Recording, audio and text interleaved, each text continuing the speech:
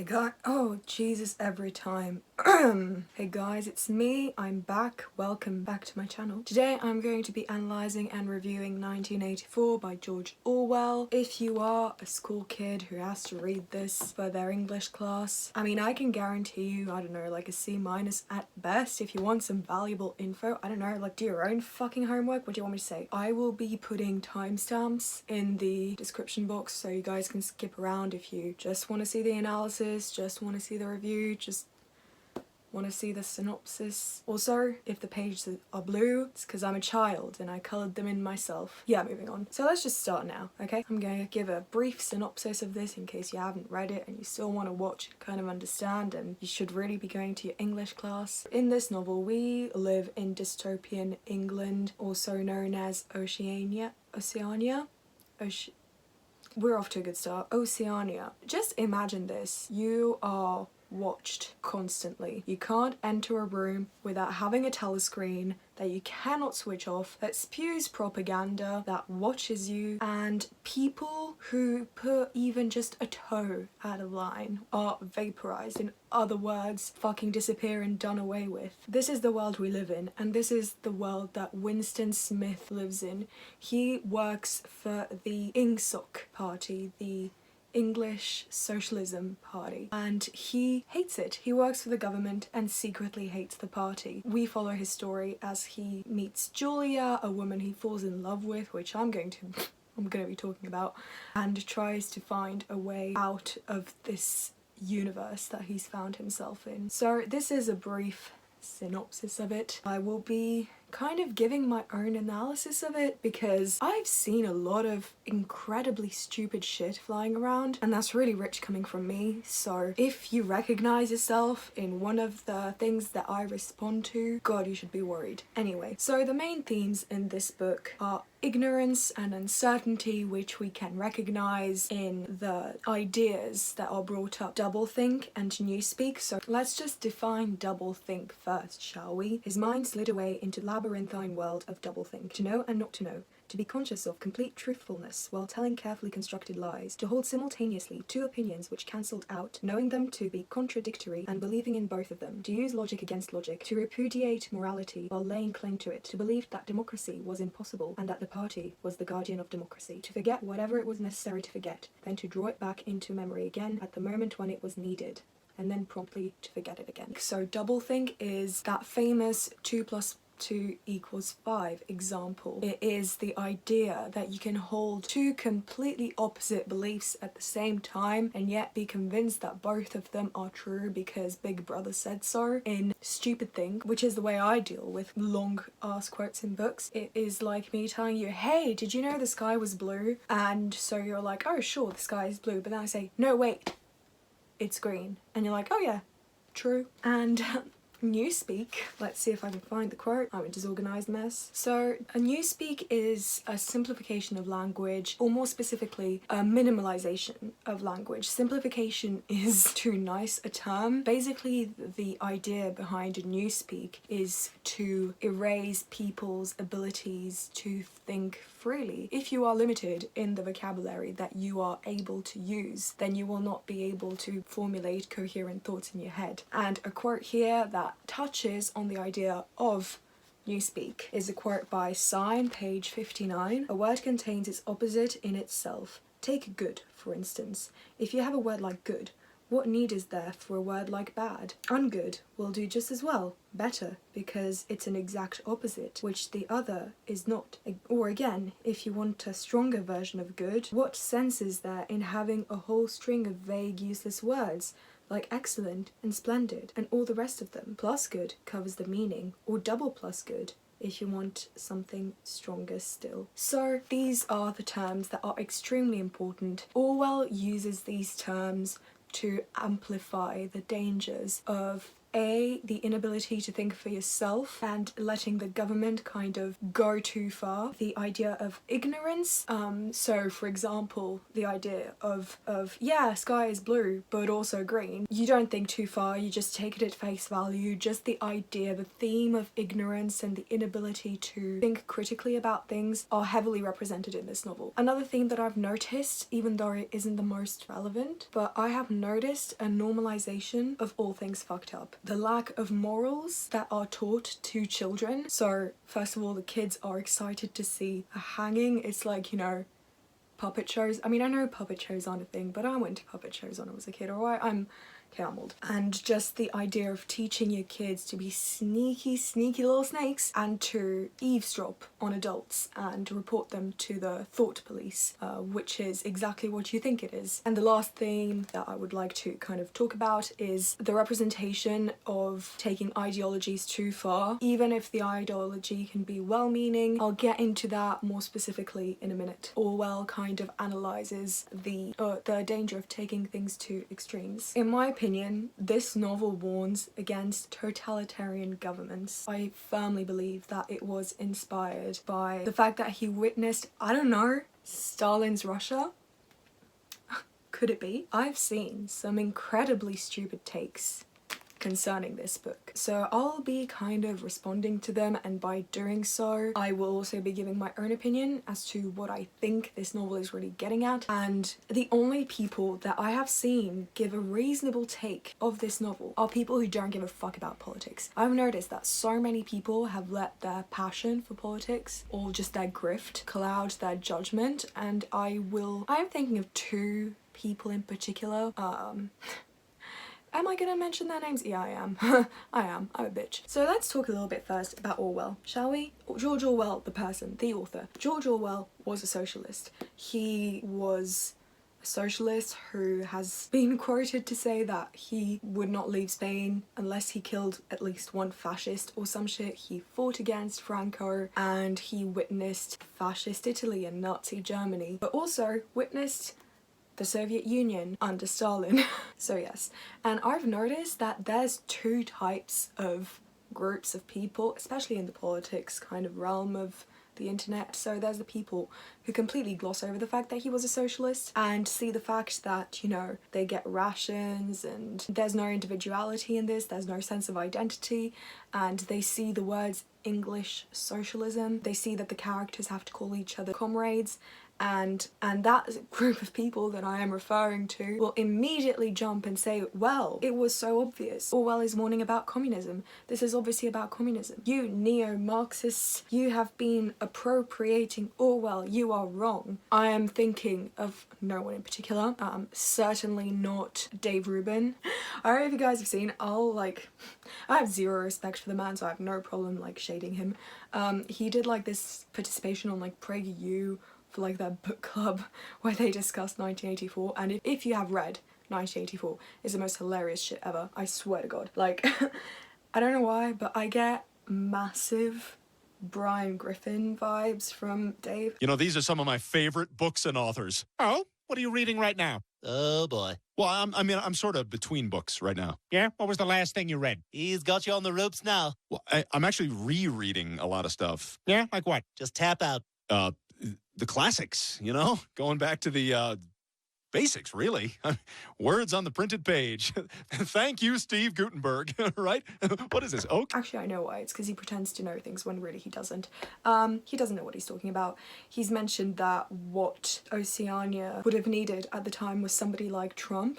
He has mentioned that newspeak is the equivalent of using gender pronouns like they, them, completely forgetting about the fact that newspeak is reductive of language and using inclusive pronouns is adding more words. But anyway, I'm not gonna go into all the bullshit he spewed because it's ridiculous. But yes, I understand why some people who don't know shit about George Orwell would have been like, oh yeah, this is obviously about communism. I mean, it's mentioned in the book. Obviously it's about the most deadly ideology in the world. And then there's the other group of people, right? The people who know a lot about George Orwell's life, who know who he was, who know what he stood for, what he fought against, and then they say, oh yeah, 1984 wasn't anti-communism, it was anti-fascist. Those are the people who haven't read the book. It breaks my heart a little bit to say this, but I saw a video recently by a YouTuber that I usually really like. Her name is Christina Mayoni. I would recommend her other content, but not her 1984 video, because she's just obviously not read the book and comes across as very condescending, and it just really rubbed me the wrong way. So I'm just gonna go ahead and pretend that her video doesn't exist and continue enjoying her future content. But anyway, no, this is not an anti-fascist novel. Fascist ideology is right-wing. This, it's made pretty clear, is a warning against people misusing communism and applying it in a way that is detrimental to society. It's about totalitarian governments. Think China, think North Korea. Those countries aren't fascist, they're totalitarian governments. 1984 takes place in a world where communism has gone very wrong. And in this novel, George Orwell demonstrates the fact that even the most well-meaning of ideologies can be applied in an incredibly destructive way. So like I mentioned before, George Orwell witnessed Stalin's Soviet Union, and he recognized the fact that the totalitarian government could rival or equal that of Nazi Germany and fascist Italy. And that to me is the entire point of the novel, showing people that, hey, yes, this is a well-meaning ideology. Marx overall, pretty cool guy. Stalin, however, not so chill. Do you get what I mean? Generally, to back up their claims, people who say this is anti-fascist will quote George Orwell the person, but not George Orwell as Winston Smith. So I will be presenting quotes to back up my claims, because I learned from my mistakes, because that is what failing English in high school taught me. Always back your shit up with quotes. So, page 199. This is a spoiler, but at this point, if you haven't read the book or haven't been spoiled yet, just, I don't know, just skip ahead until I put the book down and stop reading. So, this is the moment when O'Brien and Winston discuss the Brotherhood, the underground society that is fighting against the Socialist Party. You are prepared to give your lives? Yes. You are prepared to commit murder? Yes. To commit acts of sabotage which may cause the death of hundreds of innocent people? Yes. To betray your country to foreign powers? Yes. You are prepared to cheat, to forge, to blackmail, to corrupt the minds of children, to distribute habit-forming drugs, to encourage prostitution, to disseminate venereal disease, to do anything which is likely to cause demoralization and weaken the power of the party?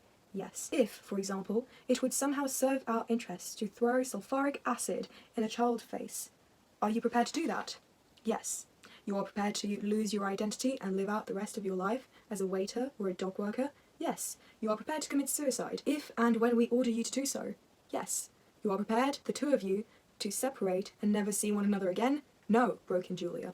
That is the limit. But other than that, let's just look at the rest of the quote. You are prepared to give your lives? Yes. Okay. You are prepared to commit murder? They hate the party because it's fucking immoral, and now they're prepared to commit murder because they're moving to the other extreme. The part that really stuck out to me was to cheat, to forge, to blackmail, to corrupt the minds of children. What did we learn early on in the book?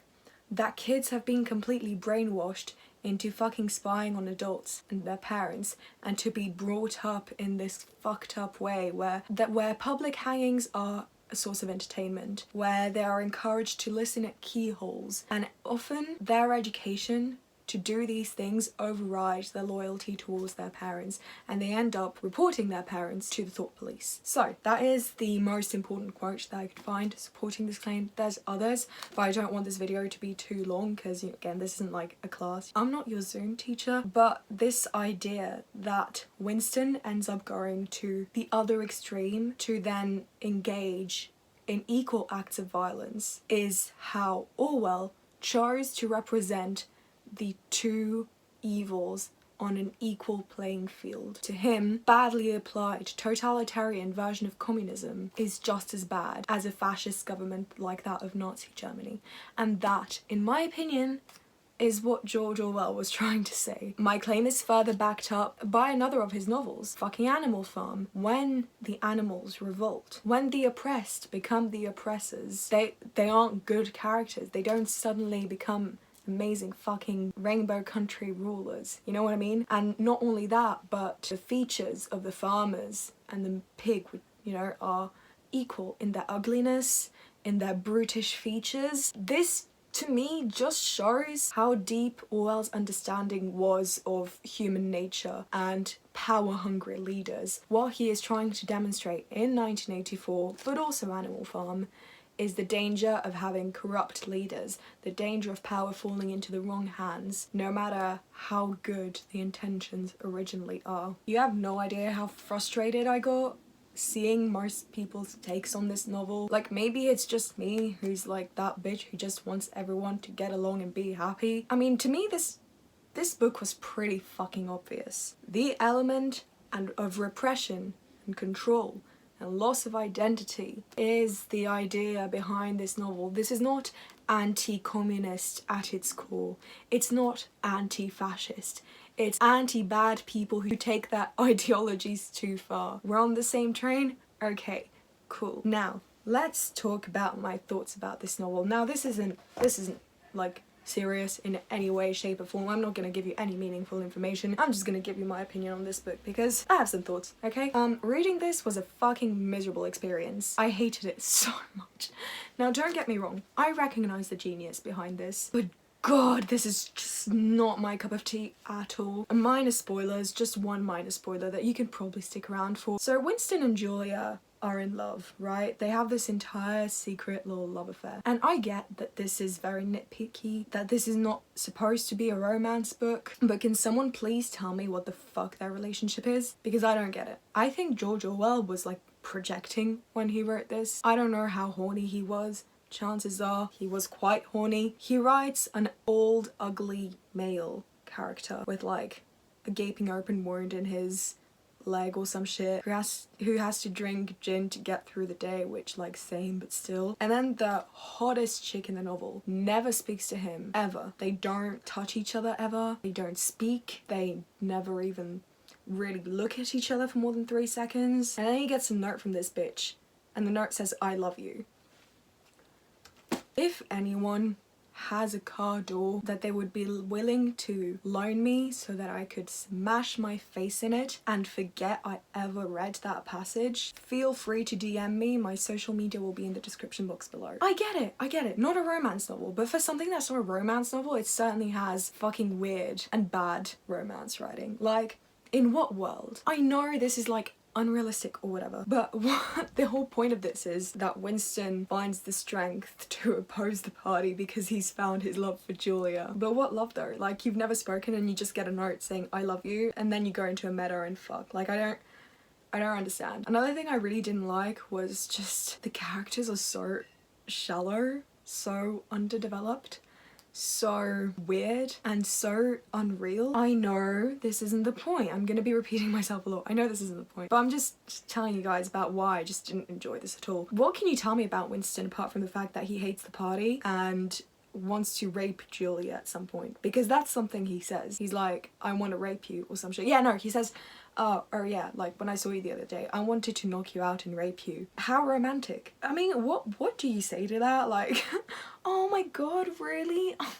Stop it, you. There's nothing you can tell me about Winston's personality. If there is, leave it in the comments. But other than that, what else do I not like? I think that's about it. Another thing that really tainted my experience of this book is just the public outrage and just public opinions concerning it. Like I said earlier, I responded to all the shitty takes that I've seen about this. I mean, not all of them, because otherwise we'd be sitting here forever. But like, I was just completely baffled by public reaction once I actually read this. Yeah, so that really just damaged my reading experience. I feel like if I had never heard anything about 1984 ever, I would have been like, wow, such a brilliant work. Wow, such brilliant writing. Such incredibly thought-provoking words that I'm seeing on this page, but instead I just heard people say about fucking everything that shit is Orwellian. Oh, like, remember like a big tech censorship thing where people were saying it's Orwellian? Dude, no it isn't. Like, yeah, big tech has too much power, sure. Do you want to know where it would be Orwellian? Fucking China, because there, social media is controlled by the government. For example, in China, Xi Jinping, the name of the totalitarian leader, has been banned from WeChat, which is their main social platform. Whereas in the US and, you know, in the West in general, Twitter isn't controlled by the White House, and What Twitter decides to take down is entirely up to them. So no, not Orwellian. It would only be Orwellian if it came from Big Brother, Big Daddy government, okay? So stop. What did I like about this novel? So obviously I can see why it's such an important book. I'm not entirely retarded. Something else I really enjoyed, aside from the obvious political message, was the writing. The prose was beautiful. I mean, Orwell certainly knows how to manipulate language to his advantage. I can see why he was so determined to create this concept of newspeak, of the deterioration of language. He obviously, you know, has very high standards when it comes to expression and identity, just from the way he writes, and it, you know, the actual prose was a pleasure to read. Or was not a pleasure to read is those stupid fucking characters that I hate. And I also like the ending.